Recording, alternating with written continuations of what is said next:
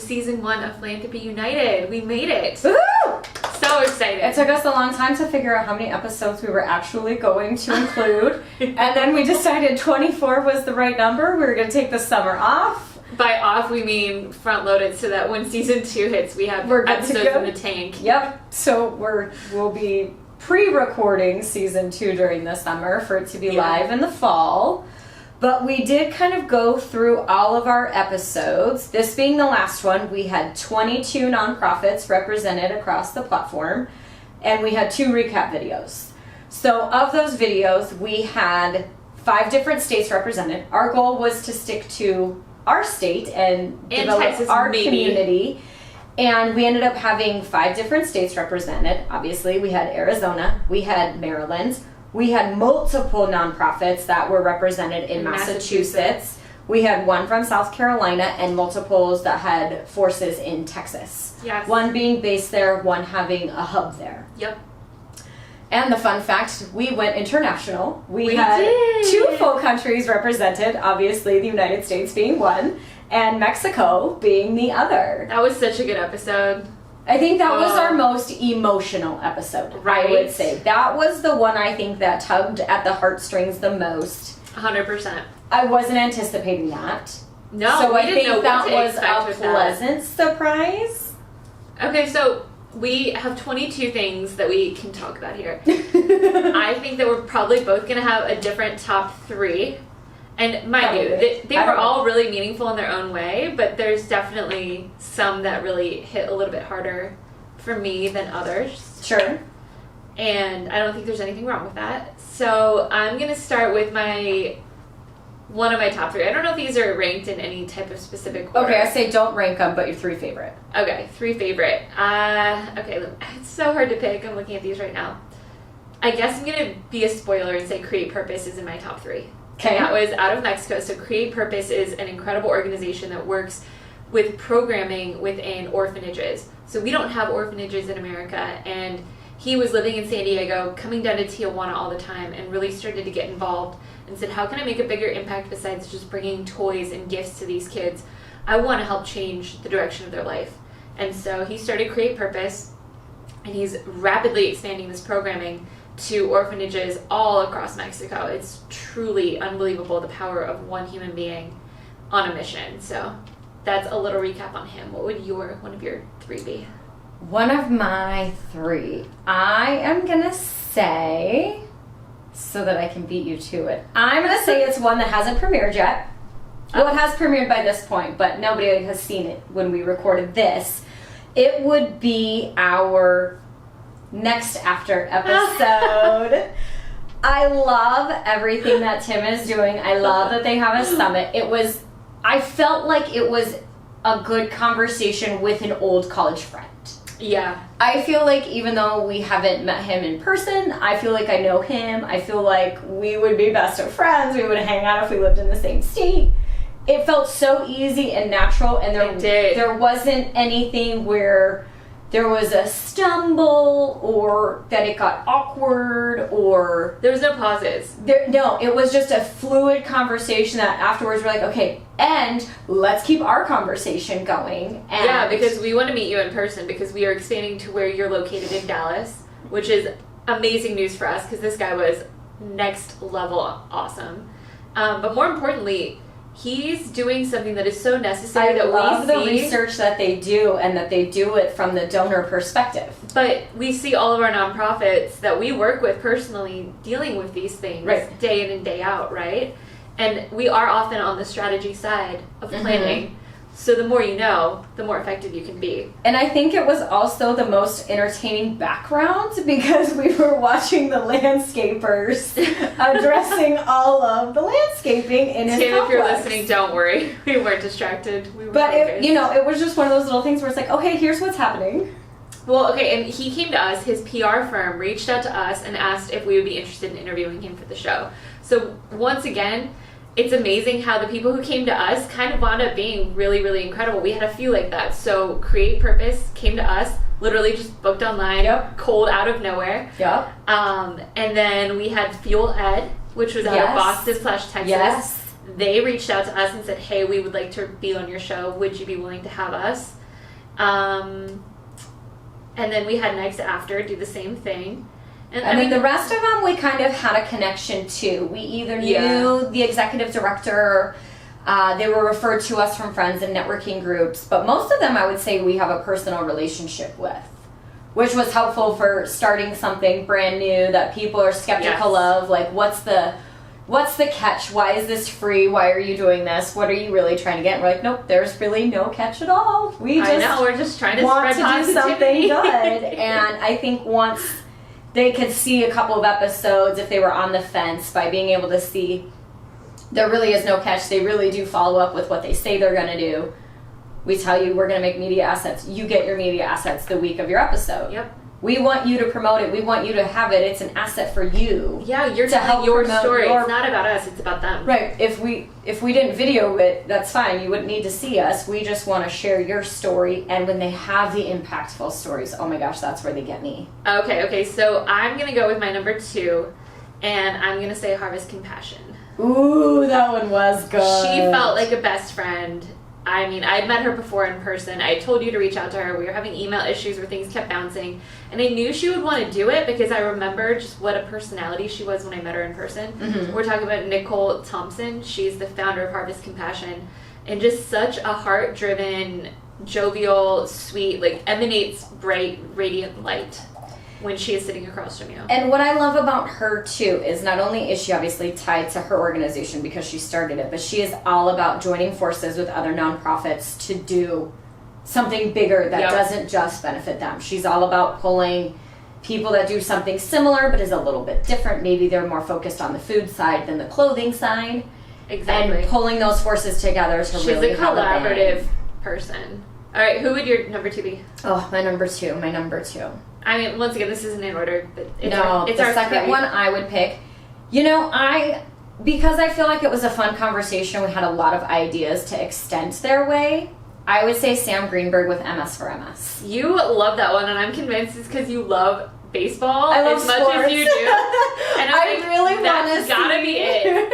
I want to see them do something around the Olympics. I really, truly do. I want there to be some type of medal count, something where they're getting, donations for that and trying to win, whether it be like a 50-50 raffle during the Olympics or something. Well, I give Sam a lot of credit. He does a lot of innovative fundraising. Which is great. Also, he started his organization because his grandmother, who he never met, had MS. And he did it in his college dorm room. Which is what I love. So great. You're a young philanthropist. It's such a beautiful mentality to have. Our video quality for that was probably garbage. The worst. Garbage. But again, I feel like it was a great conversation. It was very back and forth with ideas flowing. I guess more of an impactful story. Right? There wasn't a lot of.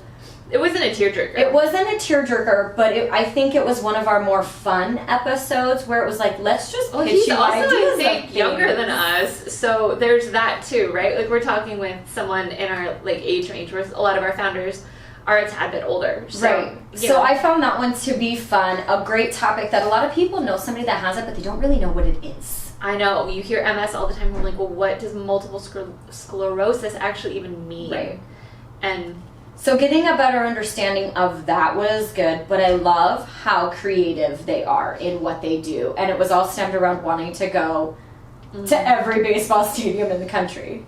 Which is so fun. It's like making fundraising fun. That's what we talk about all the time. Fundraising should be fun. There's no reason that heavy things, such as whatever the mission of the organization is, right? It's typically heavy-hitting, impactful stuff. That doesn't mean your events have to be doom and gloom of, hey, kids are dying of cancer every 2 minutes. What are we going to do about it? Right. All right. So I would say my third would definitely be Tim Kachuriak of Next After. Okay. But in order to not double up with you, That's why I went for it first. I am going to vote Baller Dream Foundation, Frank DeBlasi. Frank is an amazing client, an amazing human. The size of his heart never ceases to amaze me. Even thinking about it kind of makes me tear up. That guy is always focused on the kids, his ballers. Always. And we just lost a baller, which 2 weeks ago. has really, really impacted him too. And and in the last 6 weeks, there's been 2 because we lost one in Alabama. we did. The little boy. I didn't know. Oh yeah, we did. Yeah. He was so sweet too. So yeah, I mean, anytime we get to spend with Frank, he's a busy guy. There's always time well spent. Yeah. And we get to do a lot of fun, different things for that charity that I think are beyond what they ever would have envisioned. And it's great. I love the role that we get to play with Follow Your Dream, because in a previous organization, we were literally doing it all. Right. From executive director downwards, it was us. You know what I mean? Like, we, on one hand, it was nice to have that level of control because everything could get done right, at the snap of our finger. But you also knew that if something didn't get done, you had to point fingers at yourself. Right? Fortunately, we didn't find ourselves in that position because we were really on top of it. But it's kind of nice to have a really, much larger web of support underneath of different markets. So many different things going on to, continue moving the wheel forward, where we get to hone in on the things that we really love versus having to do everything, right? I never wanted to have to be in charge of financials, but unfortunately, as an executive director, that fell underneath something I had to do. Right. You know what I mean? Right. So it's nice with Follow Your Dream, we get to really hone in on events and making sure that user experience is nothing like they've had before. Exactly. And things that people will end up talking about and can't wait to show back up to. All right, so my number 3, I picked this one because I think it was the most diverse topic that we had. Oh no. But I also want to feel like being friends with you would be super fun for me. Yeah, I would pick 1 in 10. I thought that one was super fun. I've also attended their events, which are also kind of out of this world and entertaining. Touché. But I did like learning of all the things that they're doing to help kids who identify however they choose to identify, and how they have all the different support groups, they have different camps, they have education, and they're helping keep all these kids accountable. Yeah. So I found that one interesting because I'm not well versed in the LGBTQ department. I think you're missing a couple letters, but yeah. But I think it was a good, informative one that was very timely. Okay. But that's why I would pick it. But I also found him to be super bubbly. He's got a great wonderful personality, but for me, that was not one that would even hit my top 5. Okay. Isn't that interesting? Yeah. But I liked every single person we've met. They've all had such a different flavor and something that they brought to the table.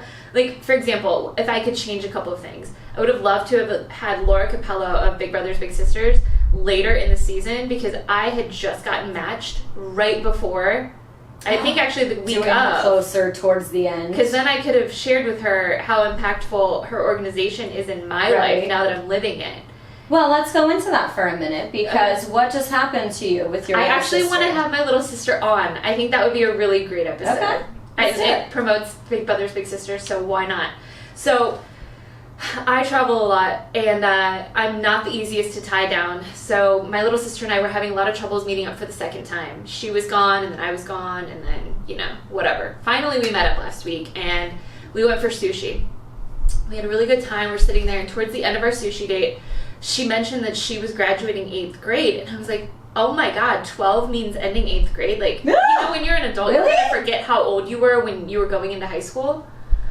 And she's like, yeah, I'm going into high school next year. And I said, oh my god, well, here's a couple of things that I want you to know. All 4 years, grades matter. So don't let anyone tell you it's only the last 2.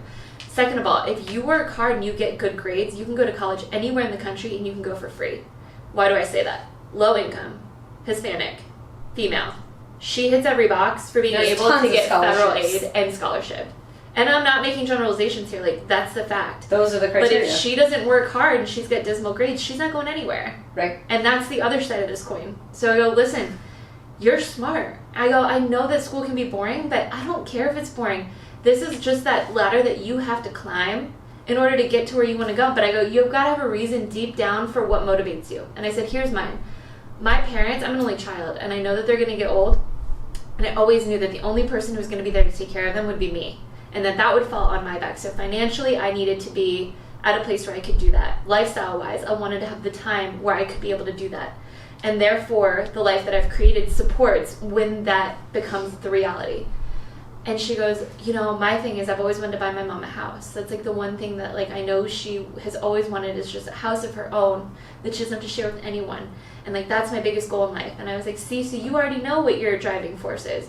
I go, you can change what you want to do. You don't have to commit to I want to be an architect or a lawyer or this, but just remember your driving force. And I go, but when you're feeling lazy and you don't feel like going to school, those are the days you have to remember why you're doing this. Mm-hmm.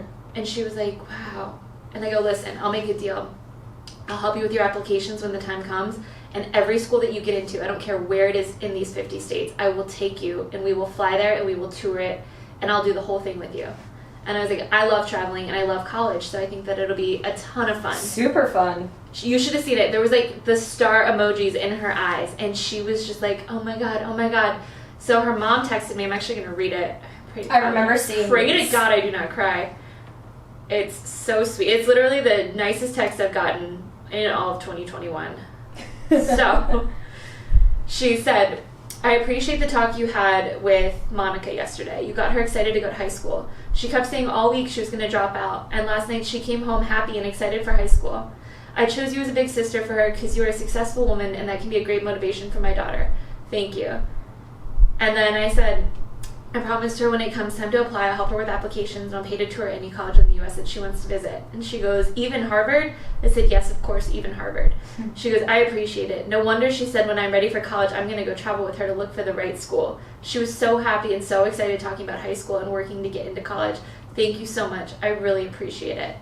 What an impact. This is my second time hanging out with this girl. Second time. And I can tell you, I'm already in love. Like, anything she needs, like, I want to be there to help provide, right? But I also want to be there to hold her accountable. But it just goes to show the power of this program. So I texted those screenshots to Laura Capello, and she was like, this is the best end of my Friday. Like, this is why I wake up and do what I do every day. Thank you so much. I literally started crying reading that.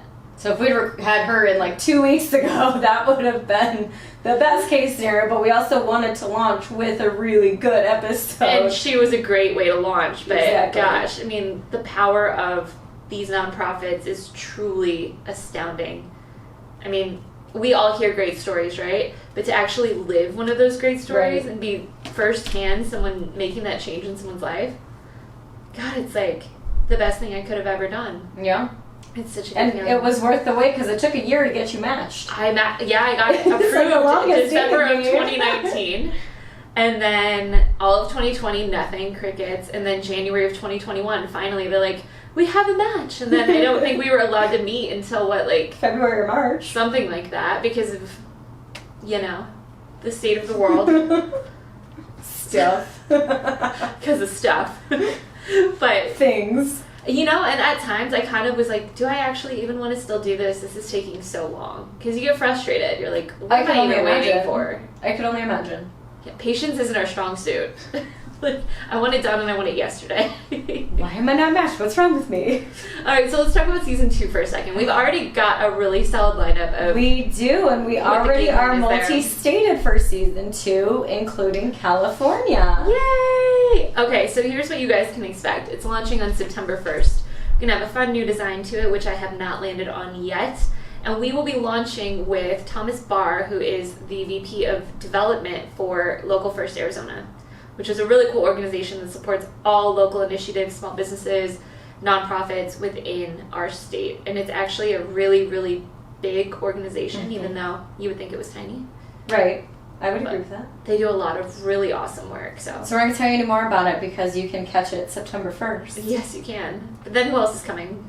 We have Gen Justice, which does fostering. They help try and keep, if it's multiple siblings in the foster care system, they try and keep all the siblings together so that they all get adopted to the same family versus them getting them split up.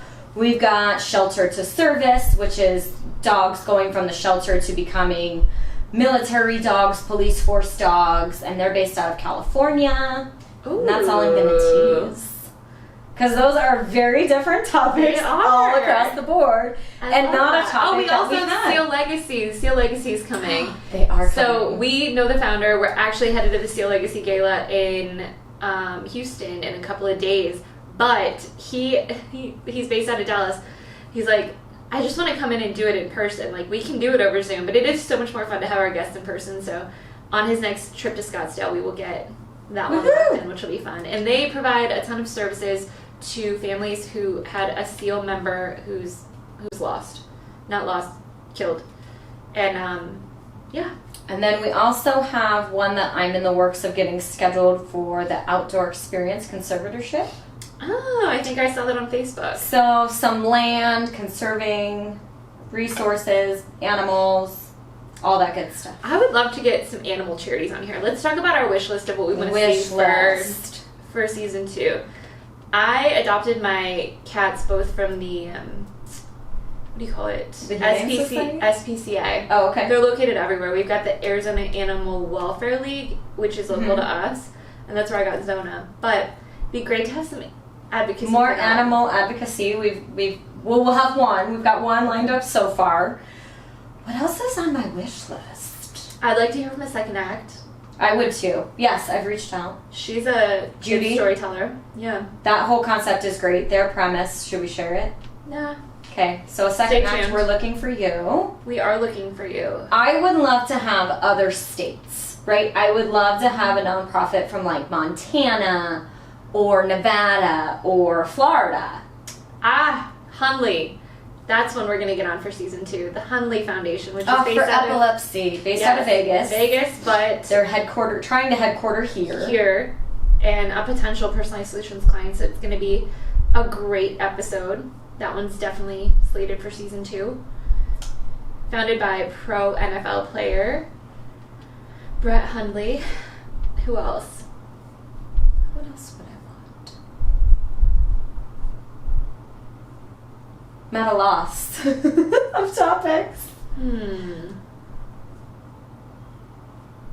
There's a handful of really cool ones that are started by celebrities out of LA that have a lot to do with nature and conservancy of, And I think those are great. Land conservatorship, water, flowers, environmental plants, things. I think all those would be great topics to cover and timely. Also, we're going to the NIO Summit, which is the Nonprofit Innovation Summit in Austin, Texas this year. It's September 20th through 23rd. We're really excited to go. And we're going to get to meet so many new nonprofit leaders there. Absolutely. So I'm hoping that that's going to really That'll help lead into season 3. Book up the rest of season 2, and then we're just going to have phase into 3. I mean, I realize there are different nonprofits for different military branches. Maybe even touching onto not necessarily specifically PTSD, but how to help them transition back to civilian life after having been, let's say, Green Berets or Navy SEALs or those really top-notch divisions within the military, right? Because that's a very different life. Your family doesn't even know what you do. So how do you go from that back to reality? Back to the dog daily for the life? walk, Yeah. And being able to do it in what you feel is safe. We probably could ask for some resources from Steel Hearts for other organizations that they would recommend. But I think those would be intriguing and definitely relatable. Agreed. Marine Corps Scholarship, I would love to see them. Fingers crossed. Fingers crossed. If I'm having a wish list, I'm going to throw them all out there. Anybody I've sent an email to that you haven't responded? We'd love to have you. It's called Knowledge is Power. It's a charter school program. I used to work with them in their event planning in DC. Okay. So it's called KIP for short. And they have a really, really effective charter school system where, honestly, I think like 99% of their kids end up going to college. And it's all low income most Are of the they time. partnered with Fuel Ed? They should be. I did ask them if they were, and they said they work with KIP out of Houston. Got it. Okay. They probably aren't with all of them, but sure. Okay. They're located all over the country, so that could be cool. Some education stuff. And then, of course, cancer. Cancer is very prevalent. I think that we'll probably have 1 to 2 cancer-focused charities next season. And maybe it's more type-specific, right, than cancer as a general. Maybe it's a little more specific or more rare. We've got the Emmys. Who knew that was a nonprofit? I did not know that. Right. Thanks, Doug, for that tidbit. So hopefully we'll have Doug back for season 2. Yeah. That'll be an interesting one. all the back end of what happens and how the Emmys are broadcast and the process and Yeah, and why is it a nonprofit? yeah, what do they do with the funds? Like, how do they fundraise and where does it go? Exactly. So many questions. So many questions. All right, so yeah, we'll have 24 episodes for season 2. We are launching on September 1st. It'll be same as always, Wednesday episodes. If you are a nonprofit listening and you want to be on our show, visit our website at philanthropyunited.com. And you can book directly there. We do Zoom interviews, and if you're in Texas, ideally we're going to do some of those in person. So keep us in mind. And if you're just listening and you're like, oh, I have so many good nonprofits that I would love to hear from, shoot us those suggestions because we're happy to reach out to. Overall, it's been a good season. It's been a good season. I think it was better than we anticipated. I think it was much better received than we were thinking maybe it would or would not be. Okay, so fun fact. Our YouTube stats for the show are dismal. Nobody cares about YouTube. However, our audio stats are through the roof. People are really listening to this on all the different streaming platforms. They don't care to see what we look like, which is fine by me. But, yeah. So, isn't that weird? Like, you never know where your audience is paying attention. Right. And can you tell if one platform is better than the other? Like, how does iTunes do versus Spotify? I'm going to pull it up. I'm going to tell you guys that right now. I know not too long ago we reached 200 downloads, which that alone was exciting. That was like in week 2. We were like, wait, what? That happened fast? I didn't anticipate it that quickly, but I know. I like that it happened. Okay, let's see our cumulative. Oh, wow. Okay, no one can see this, but look at this nice little chart. We are going down to up. I like that it is just a vertical up. It's beautiful. Beautiful. Okay, guess what our top listened to episode is? This is going to be a fun game. Ooh, our top listened to episode. All right, break down. Is it in the state of Arizona? No. Oh, even better! Steel Hearts. Yes! Woo! It's the military, guys! But they promoted it like none other. Every single one of them posted on I love LinkedIn. that. Thank you for the support, Steel Hearts, and all 4 of you gentlemen that joined us. Amazing, amazing, amazing. Okay, guess what? Number 2 is tied. We have 2 nonprofits tied. One is Arizona, one is not. That's all I'm telling you. Ooh, okay. Well, that helps, right? It helps kind of. All right, well, I know which ones it's not going to be. Okay, tied for 2. I want to go for Marsha Petrie Sue. Okay. For the Arizona. And then I'm going to say Sam Greenberg, MS for MS. Wrong and wrong. Dang it! Falling Out with Frank DeBlasio and Tackling Trauma with Fuel Ed. Okay. Number 3. This is a pretty recent episode that we just did, and it's with a female. Okay. That's I'm going to get it. all I'm giving you. Nicole Thompson, Harvest. Jarrett Ransom. Oh, she was so good. Pretty good, pretty good. All right, let me see if I The have nonprofit nerd. I loved her episode. Okay, we've had 8% people listening from Europe, 89% North America, and 1% Asia. Ooh, interesting. I love that. Our top cities, oddly, Atlanta, Georgia is number 1. Phoenix, Arizona would be number 2. San Jose, California, right after that. Fantastic. Washington, D.C. We are coast to coast. Columbus, Ohio. Freedom, Wyoming. Allentown, Pennsylvania. Scottsdale, Arizona. Las Vegas, Nevada. Huh. Who knew? See, I'm telling you, the reach, you just never know who's paying attention. And you know what I have to say? I should have put this as one of my tops was Jarrett Ransom. I forgot all about that one, and that was such a good episode. And I think it, again, felt like an old friend getting back together for like a 30-minute reunion. But what I love is she also hosts a podcast. So it was fun to interview her, and then 2 weeks later the role is reversed and now we're being interviewed. It was fun. And I feel like that was like a joint marketing effort, right? We plugged her, she plugged us. She even referred us a few of the people that you'll see on our episodes. And she's referred us a handful of new clients, which is really cool. So we love you, Jarrett. We do. Okay, what do you think our top app that people listened on? Spotify. Correct. Next? Oh, then the next one. Pandora. Apple. And then web browser. A lot of people are listening from our website. They're going to philanthropyunited.com and they're scrolling to the bottom and they're hitting play. So that's kind of cool. That's like the best case scenario you could ask for. That's why I keep getting the ding on my phone that people are on our website. It's all clear. Are you getting more dings on Wednesdays? I have no idea because it's literally 24 hours. Ding, ding, ding, ding, ding. I'm Ding. not mad. It's pretty exciting. But all right, well that's gonna recap everything for us. It's been such a good season. Thank you to all of our guests who come in and taking the time to share your stories. We appreciate you, and we hope that, you know, if just one new person learned about your nonprofit, that it was worth it. So we'll see you in the fall. September 1. Bye. Bye.